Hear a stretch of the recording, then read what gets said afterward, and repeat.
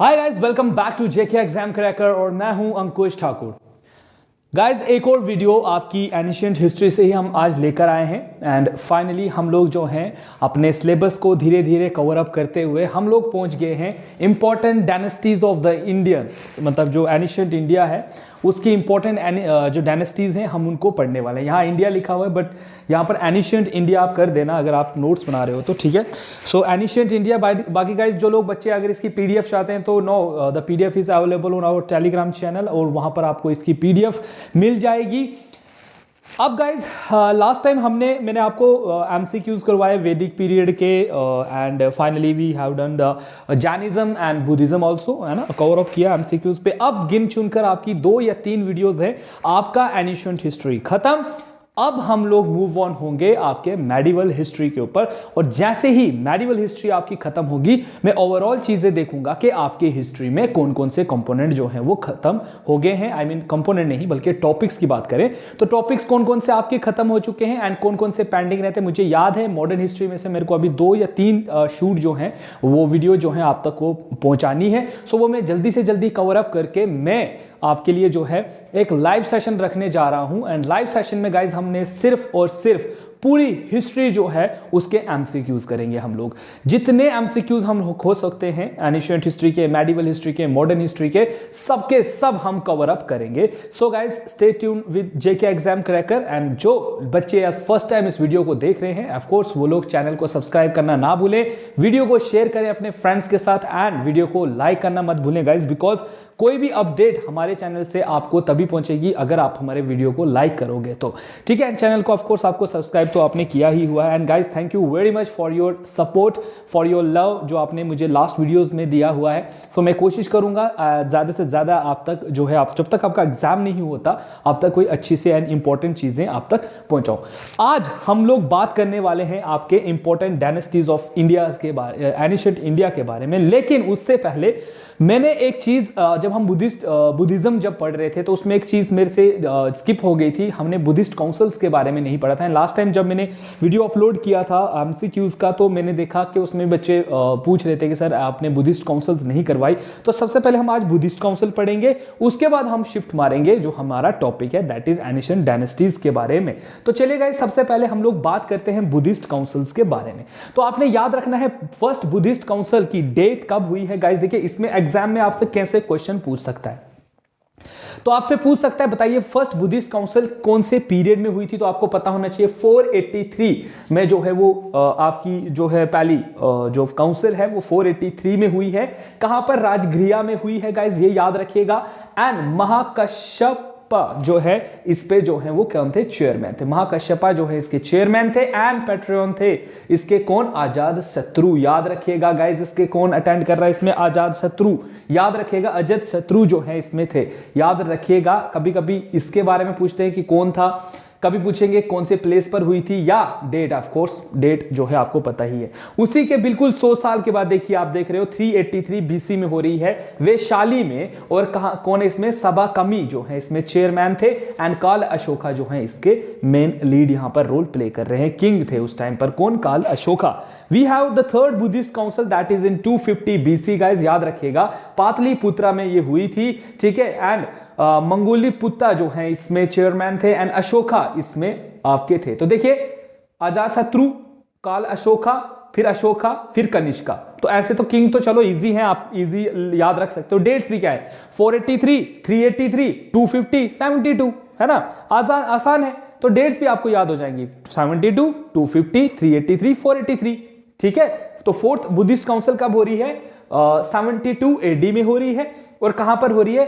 कुंडला जो आपका कुंडला वना है वहां पर हो रही है, कश्मीर में। याद है ना आपको, अपने कश्मीर हिस्ट्री में भी इसके बारे में पढ़ा था। वासुमित्रा एंड अश्वघोषा जो है इसमें चेयरमैन थे और कनिष्का यहां पर किंग थे इस टाइम पर। तो ये चीजें हैं इसमें, या तो आपको किंग के बारे में पूछता है या डेट के बारे में पूछता है या पूछता है मोस्टली चेयरमैन के बारे में भी कभी कभी जो है वो पूछा जाता है। तो ये इंपॉर्टेंट है। बुद्धिस्ट काउंसिल, जैन काउंसिल जो हमने पढ़ी थी, है ना, तो वो चीजें आप ध्यान से याद रखें, पढ़ने की कोशिश करें। ये तो रट्टे मारने वाली चीज है, ये तो आपको ऐसे जनरल नॉलेज के पॉइंट ऑफ व्यू से भी पता होना चाहिए और अपने लिए भी पता होना चाहिए। आप इसका शायद एक प्रॉपर्ली चार्ट अगर आप स्क्रीनशॉट इसका लेना चाहो, नहीं तो कुछ बच्चे तो फिर बदतमीजी पे उतर आते हैं, है ना, तू तड़ाके करके बात करते हैं, तो आप खड़े रहते हो उस बोर्ड के सामने, स्क्रीनशॉट नहीं तो भाई साहब डर लगता है आपसे। तो प्लीज आप जो है यहाँ पर इसका स्क्रीनशॉट या जो भी आप लोग नोट्स बना रहे हो आप इसका बना सकते हो, है ना।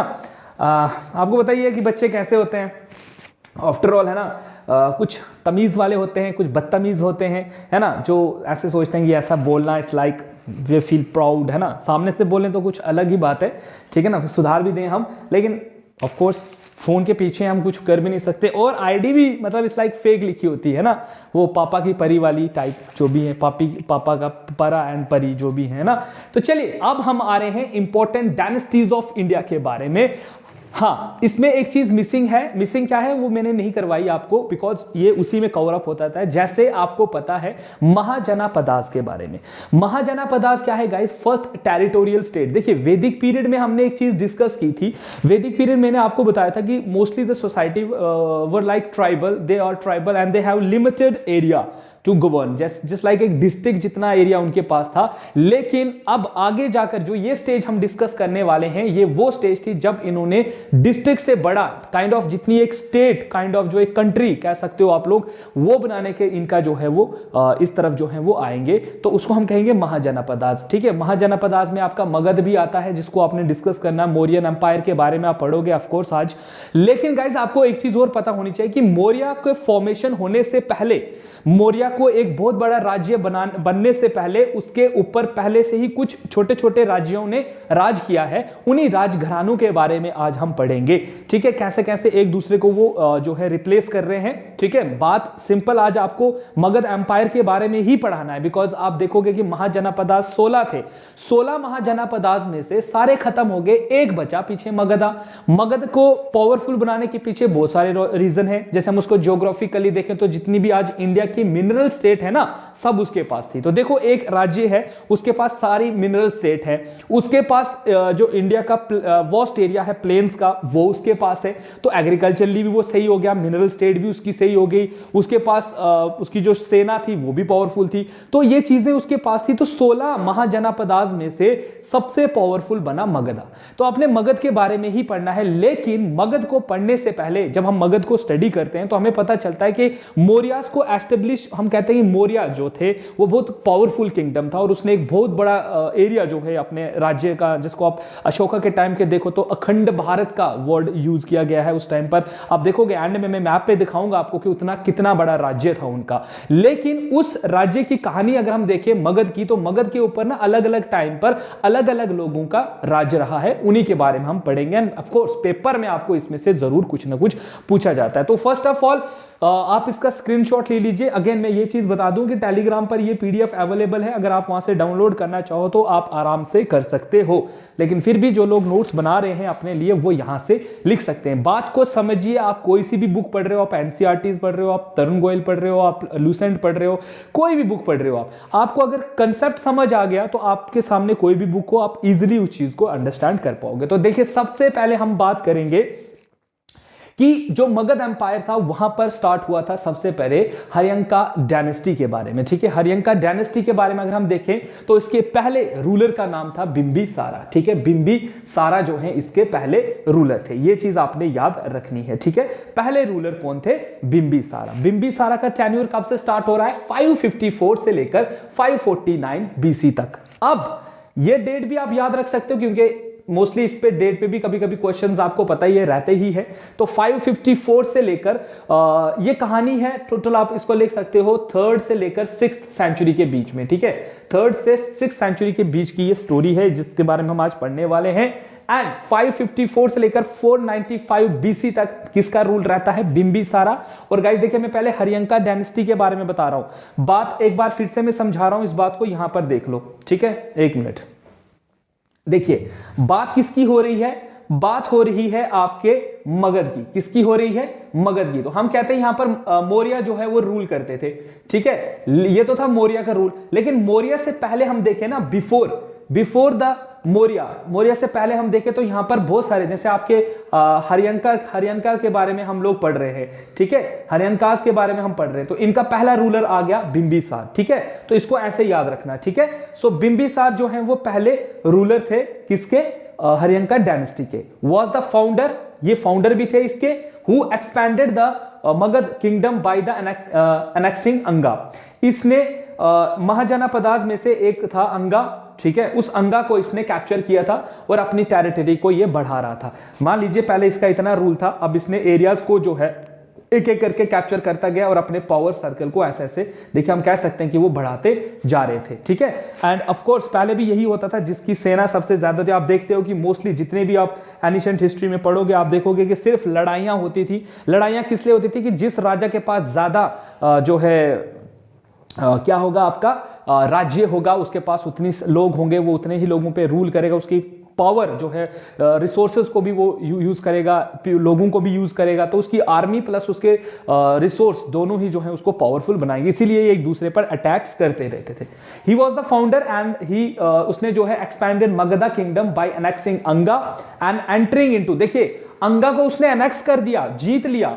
मैंने यहां था, अंगा इधर था, इसने अंगा को एनेक्स कर लिया, जीत लिया। साथ ही साथ इसने कोसला और वैशाली के साथ क्या कर दिए, मैट्रिमोनियल अलायंस आ गया। मैट्रिमोनियल अलायंस का मतलब सिंपल समझिए, शादी कर ली। क्या, जैसे हम लोग मॉडर्न हिस्ट्री में भी पढ़ रहे थे कि ब्रिटिशर्स ने अपनी पावर को कैसे फैलाया था, याद है, उन्होंने पोर्तुगीज की प्रिंसेस से शादी कर ली और बॉम्बे जैसे एरिया जो है एज अ डाउरी में ले लिया। सो इसने भी क्या कर दिया, बिंबिसारा ने भी कोसला और वैशाली जैसे जो पावरफुल उस टाइम पर एरियाज थे उनके साथ शादी, उनकी प्रिंसेस के साथ शादी कर ली और इनको अपनी तरफ कर लिया। अब शादी करेगा तो ऑब्वियसली जीजा लगेगा इनका, तो ये जीजे की मदद तो करेंगे, है ना, क्योंकि जीजा है भाई, है ना, तो ये इनके सपोर्ट में आ जाते थे। तो ये भी एक तरीका होता था पहले अपनी पावर को बढ़ाने का, ठीक है। तो राजा एक नहीं बल्कि दो दो तीन तीन चार चार शादियां जो हैं वो ऑफ कोर्स करते थे, कॉमन चीज थी, ठीक है।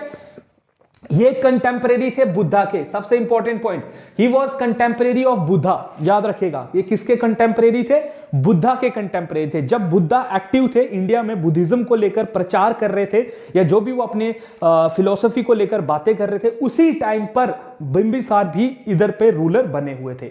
इनकी कैपिटल थी राजगृह, ठीक है, राजगीर जो इनकी कैपिटल था, ये गिरवी राज जो है उस टाइम उसको बोलते थे। तो याद रखेगा, आपको ऐसे पूछ सकता है that during the reign of Bimbisara their capital was, उनकी कैपिटल क्या थी, राजगृह। तो याद रखेगा राजगृह उनकी कैपिटल थी। बिंबिसार की बेटी थी, बेटी कह रहा हूं, बीवी थी। बीवी का एक बच्चा हुआ, ठीक है, उसी बच्चे का नाम इन्होंने क्या रखा, बड़े शान से अजात शत्रु याद रखा। इन्होंने कहा कि मेरे बेटे का नाम क्या होगा, अजात शत्रु होगा, कि वो शत्रु पर कब्जा करेगा, उसका नाम अजात शत्रु है। और अजात शत्रु ने 492 से लेकर 460 बीसी तक जो है वो रूल किया, लेकिन इसने पंगा कर दिया। पंगा क्या कर दिया, he killed his father for the throne, इसने अपने बाप को ही मार दिया। कहा कि पिताजी मुझे राजगद्दी का दे दो। वो होते हैं ना आजकल, जैसे आजकल के बच्चे भी होते हैं कि जिस काबिल वो होते नहीं तो पेरेंट्स से लड़ते हैं, मुझे ये दे दो, मुझे वो दे दो, है ना। तो ये अब इस टाइम पे ना गाड़ी थी, नहीं तो ये भी बोलता मुझे फोन लेकर दे दो, या मुझे गाड़ी लेकर दे दो, या मुझे प्लेन लेकर दे दो, बट ये सब चीजें इस टाइम पर नहीं थी। तो ये सिंपली डिमांड की मुझे राजा बनना है, काइंड ऑफ आप कह सकते हो ये भी, है ना। तो बनना है राजा, होगी इनके बीच में भी कुछ तू मैं, and finally he killed his father power के लिए, एंड मारने के बाद वो राजा जो है वो बन जाता है। देखिए पॉलिटिक्स क्या चीज है, अपने बाप का कत्ल करके राजा बन रहा है ये साहब, अजात शत्रु जो है ये राजा बन रहे। नेक्स्ट वैशाली, इसने वैशाली जिसके साथ इसके बाप ने, मतलब अपने नानके वाले एरिया को भी इसने जीत लिया, कोसला को भी, लिछावी किंगडम को भी इसने क्या कर दिया, अनेक्स कर दिया, जीत लिया, लड़के जो भी है। इसके टाइम पर एक और इंपॉर्टेंट चीज ये हुई थी कि बुद्धा जो है वो मर गए थे। लॉर्ड बुद्धा जो है वो जिनकी डेथ हुई थी। अभी हमने देखा कि थोड़ी देर पहले मैंने आपको पढ़ाया, क्या पढ़ाया चीज अभी बताता हूं आपको। देखिए क्या पढ़ाया मैंने कि कहां पर अजात शत्रु कहां पर है, तो इसने पहली बुद्धिस्ट काउंसिल करवाई थी राजगृह में, ठीक है। तो राजगृह में ही इसने जो है क्या करवाया था गाइस, आपको अभी थोड़ी देर पहले मैंने बताया, इसने फर्स्ट बुद्धिस्ट काउंसिल भी करवाई थी, and he arrange the first Buddhist council, ठीक है ना, ये चीज आपने याद रखनी है। तो ही अरेंज फर्स्ट बुद्धिस्ट काउंसिल। तो यहां से देखिए आपको एक और चीज याद रह गई कि किसने फर्स्ट बुद्धिस्ट काउंसिल करवाई थी, तो पहली बुद्धिस्ट काउंसिल करवाई थी, क्योंकि बुद्धा मर गए थे। बुद्धा के बाद बुद्धिज्म का क्या होगा, इसने कोशिश की कि जो बुद्ध टीचिंग है वो आगे जनरेशन तक पहुंचे, इसके चलते उसने फर्स्ट बुद्धिस्ट काउंसिल करवाई। इसके बाद इनके और सपूत आते हैं जिनका नाम है उदयन, ठीक है, उदयन आते हैं and founded the new capital Pataliputra. Udayan ने कोई इतना बड़ा काम नहीं किया, सिंपल से उसने क्या किया, उसने अपनी कैपिटल जो है वो वैशाली से राजगृह से पाटलिपुत्र कर दी, ठीक है। उसने अपनी एक नई कैपिटल बनाई जिसका नाम उसने रखा पाटलिपुत्रा, ठीक है। पाटलिपुत्रा कैपिटल किसने बनाई थी? उदयन ने। कौन से रूलर थे वो? हरियंका रूलर थे। एंड इसके बाद ऑफ कोर्स कोई रूलर इतना पावरफुल नहीं था, तो लास्ट रूलर जो हरियंका डायनेस्टी के थे उनका नाम था नागा दक्षा, ठीक है। नागा दक्ष का जो है वो राष्ट्र रूलर थे आपके किसके? हरियंका डायनेस्टी के। तो बिंबिसार, उसके बाद अजातशत्रु, उसके बाद आपके कौन? उदयन, उदयन के बाद कोई नहीं है, एंड देन लास्ट है नागा दक्ष का जो है वो लास्ट रूलर है हरियंका डायनेस्टी के। उसके बाद क्या होता है या उसके बाद कौन सी डायनेस्टी जो है वो पावर में आती है? तो इनके बारे में पढ़ने के बाद हम लोग नेक्स्ट देखते हैं, हमारे पास आता है शिशुंग डायनेस्टी। शिशुंगा डायनेस्टी जो है इसके फाउंडर है, सबसे पहले आपको पता होना चाहिए इसके फाउंडर कौन है। शिशुंग जो है इसके, शिशुंगा जो है इसके फाउंडर है, बस इतना सा आप याद रखिएगा, शिशुंगा इसके फाउंडर हैं। एंड काल अशोका काविरन जो है इस डायनेस्टी से बिलोंग करते थे। काल अशोका याद है आपने कौन सी बुद्धिस्ट काउंसिल में थे? आपके सेकंड बुद्धिस्ट काउंसिल में। तो काल अशोका कावरिन जिनका नाम था of this dynasty convened the second Buddhist council, इसने सेकंड बुद्धिस्ट काउंसिल करवाई थी। Their greatest achievement was the destruction of Avanti. इनके टाइम पर सबसे बड़ी चीज क्या हुई थी? इन्होंने ये जो थे अचीवमेंट किया था इन्होंने कि इन्होंने अवंती को जो है डिस्ट्रॉय किया था। And Avanti at that time was also a powerful area.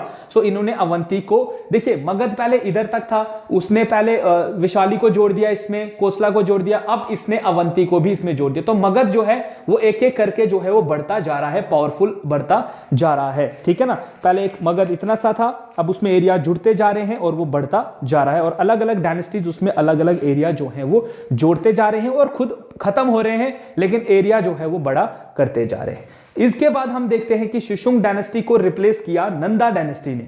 Nanda dynasty जो है वो नॉन क्षत्रिय डायनेस्टी थी गाइज, वेरी इंपॉर्टेंट पॉइंट, आपसे पेपर में पूछा जा सकता है कौन सी डायनेस्टी जो है वो नॉन क्षत्रिय थी, तो याद रखिएगा नंदा डायनेस्टी जो है वो नॉन क्षत्रिय डायनेस्टी थी। इसको फाउंड करने का वाले का नाम था महापद्मनंदा। वेरी इंपॉर्टेंट, ये क्वेश्चन भी पूछा गया है पेपर में कि बताइए कि जो नंदा डायनेस्टी है उसके फाउंडर कौन है? तो नंदा डायनेस्टी के फाउंडर है कौन, आप क्या नाम है उनका? महापद्मनंदा।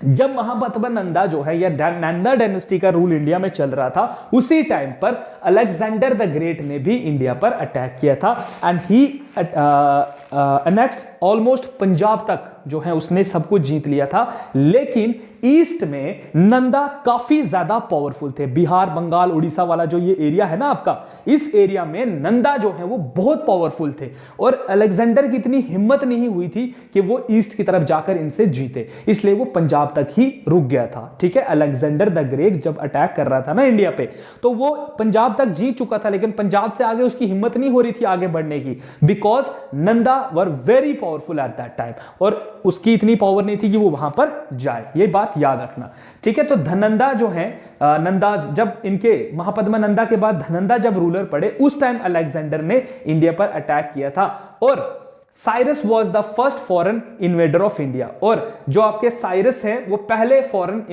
इन्वेडर है इंडिया में आने के। Alexander the king of Macedonia, फिर लेटर ऑन हमने देखते हैं अलेक्जेंडर कहां से बिलोंग करते थे? मैकडोनिया, ठीक है। इन्वेडेड इंडिया, इसने इन्वेड किया था इंडिया को 326 बीसी में and fought the battle of Hydaspes. याद रखेगा हाइडेपीस, वॉर याद रखेगा। हाइडेस्पीस जो वॉर हुई है वो कहां पर हुई है? वो झेलम में हुई है, ठीक है। विद किसके साथ? पोरस। इस पे भी क्वेश्चन पूछे गए हैं। बैटल ऑफ हाइडेपीस किसके बीच में हुई है? तो झेलम के किनारे पर हुई है, पोरस और अलेक्जेंडर के बीच में और ये जो आपके पोरस है ये किस डायनेस्टी से बिलोंग करते थे? ये पौरवा डायनेस्टी से बिलोंग करते थे। और इससे क्या हुआ था? इससे देखिए अलेक्जेंडर के वॉर करने के बाद, इंडिया पे अटैक करने के बाद एक ही चीज हमको फायदा हुआ है, वो चीज क्या है कि हमारे रिलेशंस यूरोप कंट्रीज के साथ बन गए, इन लैंड भी और इन सी भी। हमारा एक ट्रेड रूट खुल गया था, ठीक है, क्योंकि उसने एरिया हमारा कैप्चर किया एंड फाइनली उसने यहां से चीजें जो है ट्रांसफॉर्मेशन कर दी एंड आफ्टर दैट टाइम धीरे धीरे धीरे वो एक रूट जो है वो बन गया और लोग जो है वो ट्रैवल करने लगे इस रास्ते से एंड चीजों का जो है ऑफ कोर्स आना जाना जो है वो चलने लगा। चीजों का प्लस आइडियाज है ना। जैसे आप मान लीजिए यूरोप में कोई आइडिया होगा जैसे बिल्डिंग बनाने का, ग्रीक्स जो हम लोग देखते हैं कि ग्रीक स्कल्पचर इंडिया एंट्री कैसे मारेगा, ग्रीक की जो स्कल्पचर आप देखते हो, स्टैचू जो हम बनाते हैं उनकी, वो बहुत अच्छी चीज, उनकी बिल्डिंग आर्किटेक्चर देख लो कितना सही है उनका। तो हमने ग्रीक आर्किटेक्चर के बारे में इन्हीं से सीखा। जब ये इन्वेजन हुई, इन्होंने इधर जीता तो ये अपने साथ उनको भी लेकर आए बाद में, तो फिर धीरे धीरे यहाँ के लोगों ने उनको रूल को एक्सेप्ट भी कर लिया और हमारे भी लोग वहां जाने लगे और यहां भी आने लगे। इसको हम कहते हैं ट्रांसमिशन ऑफ आइडियाज। तो ट्रांसमिशन ऑफ आइडियाज भी यहां से आना स्टार्ट हो गए। एक ही फायदा हमारे लिए था इस बैटल का, बाकी चलो एरिया तो राजा हार ही रहा है ऑफ कोर्स, लेकिन फायदा एक ही हुआ हमें, ठीक है। सो देखिए नंदा रूलर के बारे में इतना कुछ आपने सीखा। महापद्मनंदा जो है इसके फाउंडर थे एंड ऑफ कोर्स जो आपके धनंदा थे उनके टाइम पर जो है वो क्या हुआ था, अटैक हुआ था। अब उसके बारे में आते हैं, याद रखिएगा लास्ट रूलर कौन थे इसके नंदा डायनेस्टी के, जिनके बारे में पूछा जाता है तो धनंदा जो है इनके लास्ट रूलर थे। धनंदा को रिप्लेस किया था मौर्य रूलर ने, इनके साथ वॉर लड़के इनको रिप्लेस कर दिया था एंड जो आपके चंद्रगुप्त मौर्य प्लस चाणक्य ने धनंदा को हराया था। इसकी स्टोरी भी आपको पता है कि धनंदा ने चाणक्य को बेइज्जत करके अपने जो मिनिस्ट्री, एक पोस्ट खाली हुई थी उसकी मिनिस्टर की, उसके ऑफिस में, and Chanakya was very intelligent person at that time. आप अभी भी सुनते हो चाणक्य नीति। सो चाणक्य ने फॉर्म भरा, जैसे आप एसआई का फॉर्म भर रहे हो बाकी चीजें, तो इसने भी फॉर्म भरा होगा कि मैं तुम्हारे वहां पर एज अ मिनिस्टर की तरह काम करूंगा। लेकिन धनंदा ने जब उसको देखा तो धनंदा ने बहुत मजाक बढ़ाया कि बिकॉज ये थोड़ा काले रंग का देखना था, चाणक्य जो थे थोड़े काले रंग के देखने थे एंड उनकी चोटी वगैरह पर जो है उसने काफी ज्यादा मजाक किया उनको और उनको बेइज्जत करके जो है वहां से निकाला। तो चाणक्य ने कसम खाई थी कि मैं इस धनंदा जो ये नंदा रूलर है इनको खत्म कर दूंगा, खत्म इन द सेंस इनके पूरा जो अंपायर है इसको खत्म कर दूंगा।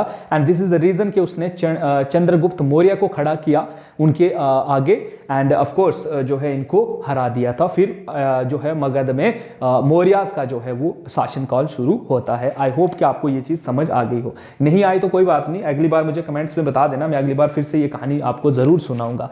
अब आते हैं हम मौर्यन डायनेस्टीज के ऊपर। तो मौर्यन डायनेस्टी के बारे में अगर मैं आपको बताऊं डायनेस्टी के बारे में, तो important ruler of Mauryan dynasty were कौन थे? सबसे पहले चंद्रगुप्त मौर्य। चंद्रगुप्त मौर्य ने 321 से लेकर 298 बीसी तक जो है रूल किया है इस मगध पर।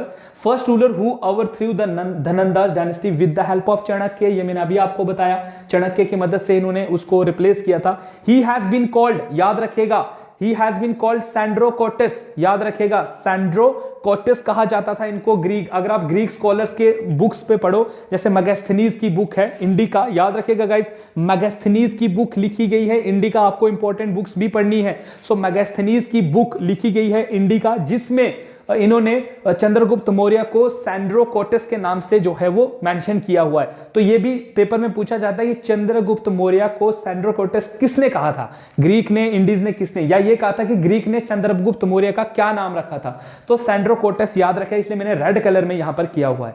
Chandragupta Maurya defeated Seleucus Nicator, इसने सेल्यूकस निकेटर को भी हराया है। फिर बाद में द जर्नल ऑफ अलेक्जेंडर, जो जर्नल थे अलेक्जेंडर के, इसको हराने के बाद 304 में 304 बीसी में चंद्रगुप्त मौर्य ने अलेक्जेंडर को हराया और फिर बाद में इसने मैगस्थनीज को जो है वो भेजा था चंद्रगुप्त के कोर्ट में, जहां पर उसने अपनी बुक लिखी थी इंडिका, जिसमें उसने मेंशन किया हुआ है कि किस तरीके से जो है ये मौर्य जो डायनेस्टी है कैसी है, इसके रूलर कैसे, इनके एडमिनिस्ट्रेशन कैसे, एंड ऑल अबाउट जो भी इंपॉर्टेंट चीजें हैं इनके बारे में।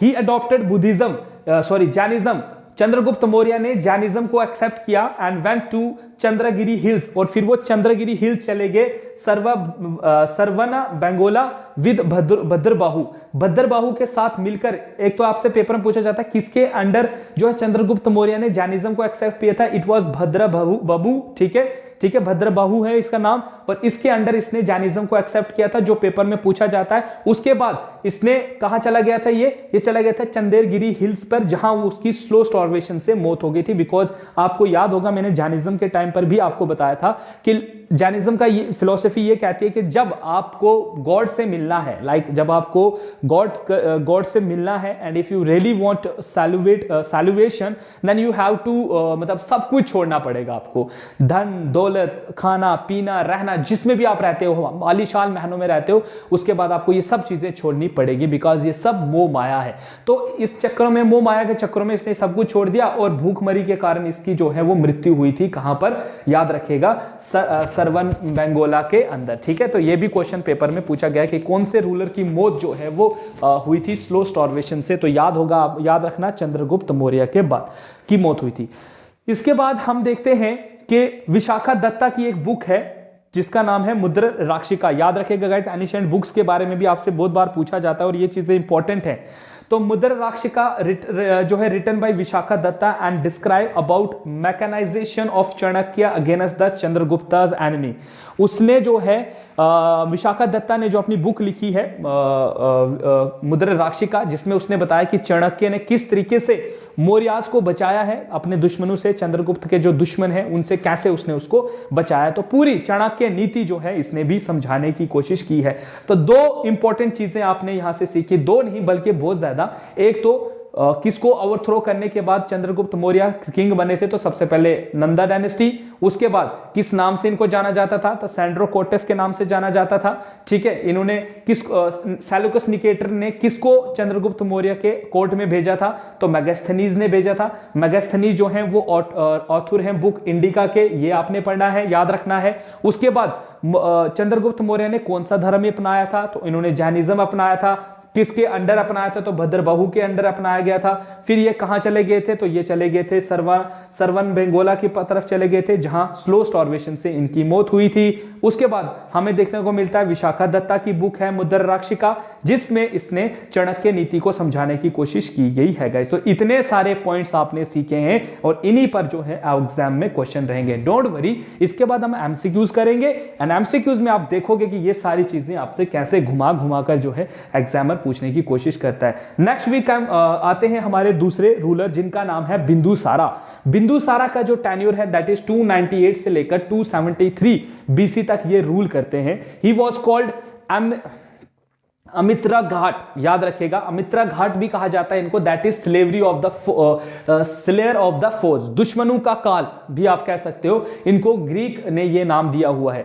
Greek ambassador Deimachus visited his court, याद रखेगा, पेपर में पूछा जाता है कि डैमिक्यूस जो है ये किसके शासनकाल में इंडिया आए थे, तो याद रखना बिंदुसार के टाइम पर ये इंडिया आए थे।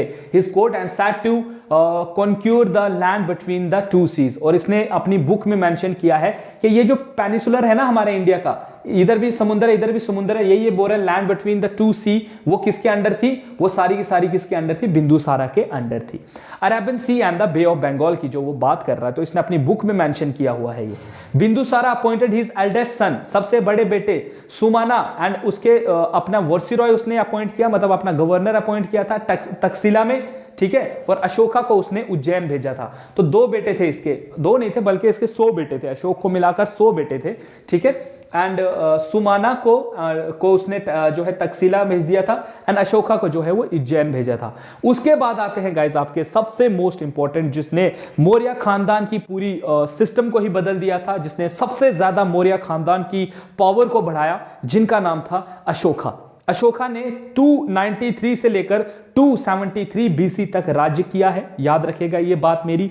ठीक है, तो अशोका के बारे में बहुत सारे क्वेश्चंस एग्जाम में पूछे जाते हैं, तो इन सब के बारे में आपने अच्छे से पढ़ना है। फॉर द फर्स्ट 8 ईयर्स, पहले जो 8 साल थे, Ashoka ruled like a cruel king. उसने एक बहुत जालिम किंग की तरह उसने अपने लोगों पर रूल किया एंड मेंटेन डिसिप्लिन, और अपने डिसिप्लिन जो है वो मेंटेन करके रखा हुआ था।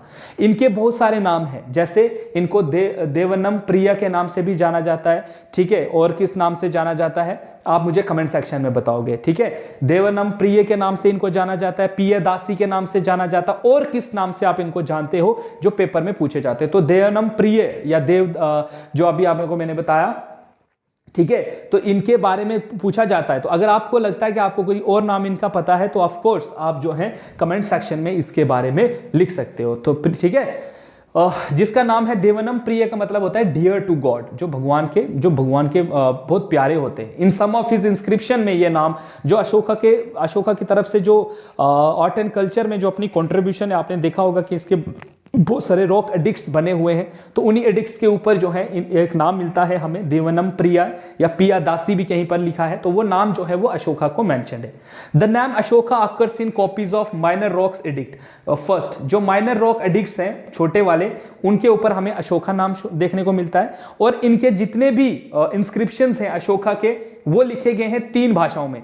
कहीं पर प्राकृत भाषा यूज की गई है, कहीं पर ग्रीक भाषा यूज की गई है, और कहीं पर अरामिक भाषा यूज की गई है। साथ ही साथ अगर हम एक और चीज में बताऊं कि मोस्ट ऑफ द जो एडिक्ट्स हैं अशोका के, जितने भी बनाए गए एडिक्ट्स हैं, उसमें ब्राह्मणी भाषा का लैंग्वेज जो है, दैट इज ब्राह्मी स्क्रिप्ट का जो है वो यूज किया गया है। और इसके साथ साथ ग्रीक है ना, अरमैनिक, ऐसी जो भी लैंग्वेज भी हमें जो है इनके रॉक एडिक्ट इंस्क्रिप्शंस के ऊपर देखने को मिलती है। और it was James Prinsep who deciphered first the Brahmani script of Ashokan edicts. और ये ब्राह्मणी जो स्क्रिप्ट है, इसको डेसिफर किसने किया था, किसने इसको खोजा था, उसका नाम था जेम्स प्रिंसिप। याद रखेगा, इसके ऊपर भी क्वेश्चन है। और कब? 1873 में, 1837 में जेम्स प्रिंसिप ने पता लगाया था, डेसिफर्ड किया था, खोजा था दैट ब्राह्मणी स्क्रिप्ट क्या होती है, उसको कैसे पढ़ना है, ये भी याद रखेगा। तब जाकर हमें अशोका के, जब जेम्स प्रिंसिप ने इसको डेसिफर्ड किया, उसके बाद हमें पता चला दैट अशोका के पिलर्स के ऊपर क्या लिखा हुआ है, क्या स्टोरी लिखी हुई है। तो ये इमेज देखिए गाइज, और आप इमेजिन कर सकते हो कि कितना बड़ा रूल मौर्यन अंपायर का था। ये देखिए पूरा का पूरा ईरान, अफगानिस्तान से लेकर आपका ये देखिए कहां तक से जा रहा है ये, और कहां नीचे साउथ में कहां तक जा रहा है। तो इतना बड़ा अंपायर, इसको कहते हैं अखंड भारत, जो अशोका के अंडर बना था, ठीक है, जो इसके बाद कभी भी नहीं बना, ठीक है। तो ये आप देख सकते हो इमेज पर। आज के टाइम पर तो हम लोग कितने छोटे से एरिया में रहते हैं, यहां पर ये देखिए ऐसे करके इधर हमारा है, लेकिन ये था जो अशोका के टाइम पर उसने अपना अंपायर जो है वो बनाया था। कैन यू इमेजिन गाइज, इतना बड़ा जो है इनका जो है वो होता था, क्या नाम है इसका, एम्पायर था। एंड दिस इज पाटलिपुत्रा, यहां राजधानी थी इनकी पाटलिपुत्रा में, ठीक है, ये पाटलिपुत्र थी इनकी। और मेजर सिटीज अगर हम देखें तो मथुरा, सरनाथ, उज्जैन, सांची, है ना, ये सर्व बंगाल, ये नीचे आ रहा है, ये इनके मेजर जो हैं वो एरियाज थे जिनको इन्होंने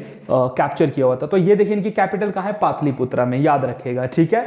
चलिए, Ashoka was the king to maintain direct contact with the people through inscription. लोगों से कैसे कॉन्टैक्ट बनाया गया था अशोक के अंडर, अशोक ने लोगों को कैसे अपने लोगों को समझाया था, लाइक मैं अभी आपको बताऊंगा थोड़ी देर में। जैसे कलिंगा वॉर अशोका ने जब लड़ी, कलिंगा वॉर 261 BC में हुई है, याद रखना इसके बारे में। और ये कहां पर मेंशन्ड है, ये मेंशन्ड है 13th मेजर जो रॉक एडिक्ट है इसकी बनाई हुई, उसके ऊपर, उस रॉक एडिक्ट के ऊपर जो है लिखा गया है कलिंगा वॉर के बारे में। दैट कलिंगा वॉर ने जो है अशोका के भविष्य इन द सेंस के बिहेवियर को बदल दिया था।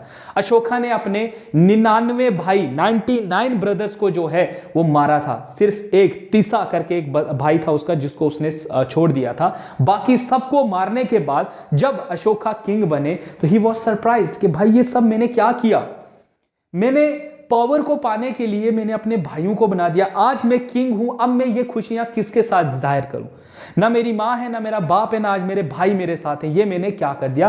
तो ये एक लाइफ चेंजिंग मोमेंट था अशोका के लाइफ में। और उसके बाद जो है उसने बुद्धिज्म को उपागुप्ता के अंडर जो है, उपागुप्ता के उसके साथ मिलकर उन्होंने बुद्धिज्म को जो है वो अपनाया था। और दुनिया में वो फिर अपना एक दमा इज लाइक रिलीजियस टीचिंग कह सकते हो आप लोग, रिलीजन नहीं कह सकते हो आप लोग, बट एक टीचिंग कह सकते हो, किसी भी रिलीजन को अच्छे एक रिलीजन उसने बनाया। एंड उसने लोगों को समझाया दैट लड़ाई झगड़े में कुछ नहीं, वही जो बुद्धिज्म वाले कहते थे कि लड़ाई झगड़ा कुछ नहीं है, आपको पीसफुल में रहना है, डिजायर आपकी जो है वो आपको खत्म कर देती है। जो भी फिलॉसफी मैंने आपको तभी बुद्धिज्म फिलॉसफी पहले समझाई थी, बिकॉज आगे यही चीजें यूज होने वाली थी। सो अशोका ने भी बुद्धिज्म को एक्सेप्ट किया एंड उसने जो है दुनिया में प्रचार करना जो है स्टार्ट कर दिया। He create missionaries of Buddhism and फिर उनको वो जो है अलग अलग देशों में जो है वो भेजने लगे। जैसे उसने श्रीलंका भेजा, श्रीलंका उस टाइम पर जाना जाता था सिलियन के नाम से, CEYLON। तो ये भी पेपर में क्वेश्चन पूछा गया कि श्रीलंका का पहला नाम क्या था, इट्स सिलियन गाइज, याद रखेगा, सिलियन नाम था उनका। और सिलियन में जो फर्स्ट कंट्री थी जिसने बुद्धिज्म को एक्सेप्ट किया था वो श्रीलंका थी। इसने इंडोनेशिया, थाईलैंड, चाइना, तिब्बत, है ना, इन सब एरियाज में अपनी जो है मिशनरीज को भेजा था प्रचार करने के लिए कि लोगों को समझाओ बुद्धिज्म क्या चीज है, मे बी वहां के लोग इसको एक्सेप्ट करें और इसको फॉलो अप करें। तो ये बहुत बड़ा काम था बुद्धिज्म के जो है इसने जो है वो यूज किया था। तो अशोका को कन्वर्ट किया था बुद्धिज्म में किसने? उपागुप्ता ने। गाइस याद रखेगा, यही क्वेश्चंस पूछते हैं एग्जाम में कि बुद्धिज्म जो है अशोका ने बुद्धिज्म को एक्सेप्ट किया था किसके अंडर? तो उपागुप्ता के अंदर। अशोका ने सांची स्तूपा बनाया हुआ है, कभी इमेज देख लेना इसके बारे में, ठीक है। सांची स्तूपा बनाया हुआ है। यहां कमेंट सेक्शन में मुझे बताओ सांची स्तूपा कहां पर है, कौन सी स्टेट में है ना राइट नाउ, क्योंकि आपका कल्चर का पार्ट भी है, आपको कल्चर भी करना है, कल्चर ऑफ इंडिया, और पूछते भी हैं ऐसे सांची स्तूपा कहां पर है ना, जैसे कुतुब मीनार कहां है, जो है ताजमहल कहां है ना, कौन सी रिवर पर है। तो मुझे बताइए कमेंट सेक्शन में सांची स्तूपा कहां है, ठीक है। लास्ट मौर्यन किंग वाज बृहदिहता, ठीक है। बृहदिहता जो है ये लास्ट किंग थे किसके? मौर्य के। देखिए अशोका ने इतने बड़े राज्य को अपने अंडर रखा था, लेकिन इसके मतलब मरने के बाद हम देखते हैं कि इसके जो फॉलोअर्स, मतलब जो इसके बाद जो इसके सक्सेसर आए वो इतने पावरफुल नहीं थे जितना कि अशोक था। अशोक ने जिस तरीके की पॉलिसी लेकर अपने इतने बड़े राज्य को अपने अंडर रखा हुआ था, संभाले रखा था, उसके जो रूलर थे, जो उसके सक्सेसर थे, ऑफ कोर्स उसके जो मतलब सन थे, ग्रैंड सन थे, वो इतना कुछ नहीं कर पाए। और जो लास्ट रूलर थे दैट इज बृहद्रथा, ठीक है। बृहद्रथा जो है वो लास्ट रूलर थे। इनके ही जो मिलिट्री कमांडर थे पुष्यमित्र शुंगा ने अपने ही राजा को मार दिया। He is commander in chief, इसकी आर्मी का कमांडर इन चीफ था। इसने देखा कि ये किसी काम का नहीं है, इसको हटाओ, रूल खत्म हो रहा है। तो इसने 185 बीसी में इसको मार दिया और फिर इंडिया में शुरू होता है शुंगा डायनेस्टी, जो आपका नेक्स्ट टॉपिक है कि शुंगा डायनेस्टी जो है वो किसने स्टार्ट की थी। देखिए यहां से आपको पता भी चल गया, शुंगा डायनेस्टी की स्टार्ट किया है पुष्यमित्र शुंगा ने। याद रखेगा, शुंगा डायनेस्टी को मतलब मौर्यास को रिप्लेस किया है शुंगा डायनेस्टी ने। शुंगा डायनेस्टी को किसने फॉर्म किया था? पुष्यमित्र शुंगा ने, ठीक है। और वो कौन थे? कमांडर इन चीफ थे बृहद्रथा के, जो लास्ट मौर्यन किंग थे, ठीक है ना। तो देखिए आज आपने कितनी इंपॉर्टेंट चीजें पढ़ी, बहुत सारी इंपॉर्टेंट चीजें आज आपने आज की क्लास में डिस्कस करी। आपने देखा कि कैसे जो है आपने बुद्धिस्ट काउंसिल्स देखी। सबसे पहले तो आपने बुद्धिस्ट काउंसिल्स को आज डिस्कस किया, इंपॉर्टेंट इसमें से क्वेश्चंस आपके रहते हैं, बुद्धिस्ट काउंसिल में से कौन है, कहां पर हो रही है, कौन से डेट में। Then you have studied the Haryanka dynasty, उसके रूलर के बारे में, कहां पर उनकी कैपिटल थी। अजातशत्रु के बारे में आपने पढ़ा, जिसने अपने पापा को मारकर जो है वो गद्दी पे बैठे थे, एंड ऑल दैट। बहुत इंपॉर्टेंट चीजें आज की वीडियो लेक्चर्स में आपने कवर की हैं गाइज, एंड मैं चाहता हूं कि आप इन चीजों को बार बार पढ़ें, अच्छे से पढ़ें, एंड ऑफ कोर्स जो भी आपकी तैयारी है वो चलती रहे। एंड मैं कोशिश करूंगा ज्यादा से ज्यादा 2 या 3 टॉपिक में आपका एनिशिएंट हिस्ट्री मेरी खत्म हो जाए, या हो सकता है 1-2 वीडियोस ही मैं सोच रहा हूं कि बनाऊं इसकी और खत्म करूं आपका जो भी इसमें से रहता है। Now the important thing is के अब हम लोग जो है वो मेडिवल हिस्ट्री भी खत्म करेंगे, एंड इतनी बड़ी मेडिवल हिस्ट्री नहीं है, आपको बस रूलर्स के बारे में पता होना चाहिए, because you are not going to write the mains. आपको सिंपल सा एक फैक्ट्स क्लियर होने चाहिए आपको दिल्ली सल्तनत के बारे में, मुगल्स के बारे में, देन और भी जो भी आपके इंपॉर्टेंट दिल्ली रूल जिसे किया हुआ है उनके बारे में। And modern history of course आपको कंप्लीट मिल चुकी है, क्योंकि वो मैं बहुत पहले आपको करवा चुका हूं। हाँ, मॉडर्न हिस्ट्री के कुछ 2-3 टॉपिक्स वो रहते हैं, मैं जल्दी से जल्दी उनको भी कंपाइल करने की कोशिश करूंगा, एंड कोशिश करूंगा कि अब मैं जो एमसीक्यूज लेकर आऊं, मैं आपके साथ लाइव रहूं यूट्यूब पर, और लाइव हम लोग एमसीक्यूज करें। हम लोग तमाम हिस्ट्री, ताकि आपकी एनिशिएंट है, मेडिवल है, मॉडर्न है, उसको कंप्लीट करेंगे। एमसीक्यूज उसके आपके लाइव वर्जन में मिलेंगे। साथ ही साथ आपको वर्ल्ड ज्योग्राफी और इंडियन ज्योग्राफी, जो मैंने इंडियन ज्योग्राफी तो चलो मैंने पढ़ा दी है, और वर्ल्ड ज्योग्राफी रहती है आपकी, और वर्ल्ड ज्योग्राफी हम लोग जल्दी से जल्दी कवर अप करेंगे। आपको इंडियन पॉलिटी के लेक्चर्स भी यूट्यूब पर अवेलेबल मिल रहे हैं, आपको साइंस एंड बाकी चीजें भी जो हैं वो रेगुलर बेसिस पर मिल रही हैं। तो don't waste your time guys, start preparing for your upcoming exams, क्योंकि डेट कभी भी जो है आ सकती है। ऐसे तो टेंटेटिव डेज तो उन्होंने निकाल ही दी हैं, एंड जिस तरीके से बताया गया था कि कुछ मैं बच्चों से मिला था, एंड ही सेड के सर हम लोग गवर्नर से मिले हैं, एंड गवर्नर वाज लाइक कि हम पर भी प्रेशर है, हमको भी पेपर कंडक्ट करवाना है, we don't have any choice, हमको कुछ मतलब नहीं कर सकते हम लोग। तो चलो पेपर कैंसिल होना इज एन सेकेंडरी इशू, हम लोग नहीं कह सकते कि ऐसा कुछ जो है होगा, बिकॉज हम लोग नहीं रुक सकते हैं। सो हमारा यही है कि हम लोग जल्दी से जल्दी सिलेबस कवर अप करें, आपकी भी तैयारी अच्छे से चले, बाकी आप लोग जो है पढ़ते रहिए, ऐसे मत बैठिए, कोविड भी फैल रहा है, घर पे रहिए, अपने घर पे से तभी ज़रूरी काम के लिए ही बाहर जाएं। ऑफ कोर्स जैसे आपको पता है आपके फ़ोन, टीवी, रेडियो हर चीज़ पर यही चीज़ अनाउंस हो रही है, तो ज़रूरी काम के लिए ही बाहर जाएं। मोस्ट ऑफ द टाइम घर पे रहें, अपने बुक्स के साथ कॉन्टैक्ट बनाए रखें एंड ऑफ कोर्स जब एग्ज़ाम होगा आपका एग्ज़ाम अच्छे से निकले। Wish you all the best guys, ठीक है ना। तो अगला जो वीडियो आपको मिलेगा उसमें हम कवर अप करेंगे बाकी के जो डायनेस्टीज हैं इंडिया, एनिशिएंट इंडिया की, and then we will move on to the medieval history. बाकी गाइज आपको इस वीडियो लेक्चर की पीडीएफ हमारे टेलीग्राम चैनल पर मिल जाएगी। आपको टेलीग्राम पर जाना है, टेलीग्राम पर जेके एग्जाम क्रैकर सर्च कीजिए और वहां पर चैनल को ज्वाइन कीजिए एंड आपको वहां पर इसकी पीडीएफ मिल जाएगी। साथ ही साथ हमारे ऑनलाइन बैचेस भी अभी चल रहे हैं, अगर आप उसमें एनरोल्ड होना चाहते हैं तो आइए, उसमें कुछ आपको डेमो लेक्चर्स भी प्रोवाइडेड किए गए हैं हमारी तरफ से, सो आप ऑफकोर्स उनको जाकर अटेंड कर सकते हो, आप उनको देख सकते हो, वहां पर भी हम लोग ये चीजें जो हैं वो अच्छे से पढ़ा रहे हैं। सो गाइज आज की वीडियो के लिए बस इतना ही। बाकी जो फर्स्ट टाइम इस वीडियो को देख रहे हैं गाइस, वो चैनल को सब्सक्राइब करना एंड वीडियो को लाइक जरूर करना। बाकी कमेंट्स तो आपको पता है मैं रोकता नहीं हूं, आप कुछ भी लिख सकते हो, अच्छा बुरा जो आपका मन करे, because you have freedom according to the constitution of India, आपको बोलने का हक है।